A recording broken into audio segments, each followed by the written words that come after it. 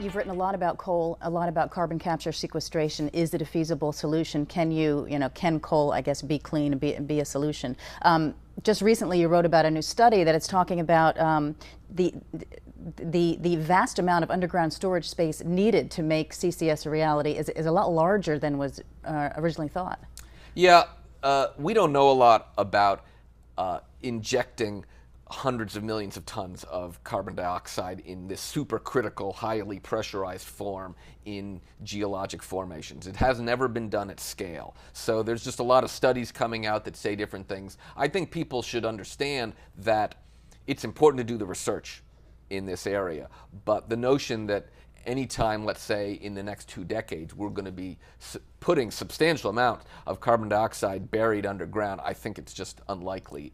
But is it likely that we'll be using a lot less coal in the future? Well, it's a good question. I think, on the blog, I've talked a lot about natural gas. I think that the United States has a clear pathway. I would do, in the near term, a lot of efficiency, renewables, and some fuel switching from gas to coal. That would be the strategy that would get me through the 2020s.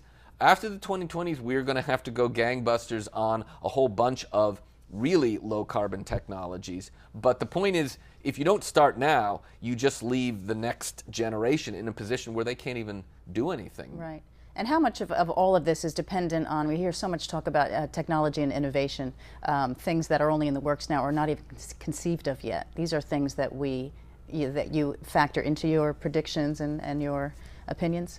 Well, as you may know, on Climate Progress, I'm very big about deploy technology now, because a lot of people out there say, oh, we need breakthrough technologies, and I ran the office that did all the R&D on efficiency and renewables. I'm a big believer in R&D. But what people don't realize is most of the innovation comes from deploying in the marketplace and learning what works and what doesn't. So people get smarter about where to put wind turbines, right, and people get smarter about solar cells and how you do efficiency and smart grid. So we should do as much research and development as possible, but the single most important thing is we have a lot of technology in existence today or about to be commercialized. We're going to see within the next 3 or 4 years a dozen or more models of commercial electric cars or plug-in hybrid electric vehicles. And we'll see which ones of those work and which ones those don't work. What do you see? Do you see a basket of different, as far as transportation, a basket of different alternatives, or do you see the momentum getting behind electric for the most part, or do you see 10 different ways of fueling up in addition to electric and hybrid? Well, I think there's a lot of money going into these second-generation biofuels, algae, cellulosic biofuels. I think the jury is out on those. I'm hopeful, but we've been pursuing those for decades. What's clear is automakers are going to be delivering real electric and plug-in hybrid vehicles, and it's also clear the price of oil is going back up. And the only reason it's sitting at even $3 a gallon is we're still in a big recession. We're going to go back up to 4 and 5, and I think that will make electric vehicles very attractive to people. Right, so that's what we look forward to. Your book does take a look at previous blogs, which are of value, and one of the things you talked about here that I found, you called it the Bush-Cheney reign of error, and you say, no two people in history have done more to ensure humanity won't act in time to stop catastrophic global warming than these two. How much damage did they do, in your opinion? Well, we had 8 years of no energy policy, and people saw their oil and electric bills go up about $1,000 a month on average. But internationally, I think they were very destructive, because not only did they stop an international process from going forward, but they actually tried to undermine efforts to develop a follow-on, emissions treaty.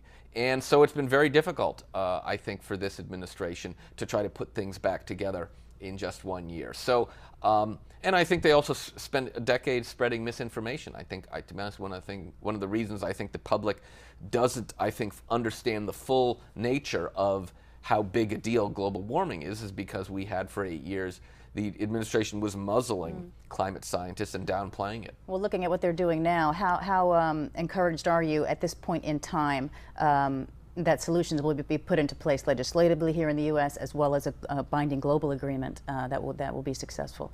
Will all of that come through in time? I don't think we know. I think this year is going to determine a lot. There's going to be an epic struggle in the Senate, It's very hard to get 60 votes for anything. I think we need some sort of a bill that puts a cap on pollution and reduces pollution and increases clean energy. If we don't get that, it's going to be very hard to have a global deal. So, you know, the next few months are going to be critical, I think. You did say Copenhagen did set the stage for an agreement to be made. Were you talking Mexico or South Africa there, or we don't know yet? I don't think we know yet. I think that Copenhagen was not the complete failure some people describe it. It certainly was not an overwhelming success. In the afterword to the book, which is straight up, I talk about, I think, how it set the table. The interesting thing is, more important than Copenhagen was the fact that in the months leading up to Copenhagen, pretty much every major country made a major commitment.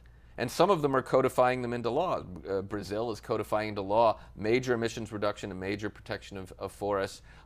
Europe is planning to go forward anyway. Really, the skunk at the party is the United States. Right. Well, hopefully we'll see what happens there very soon. The blog is climateprogress.org. The book is called Straight Up. Joe Romm, thanks for coming in. Thanks for having me.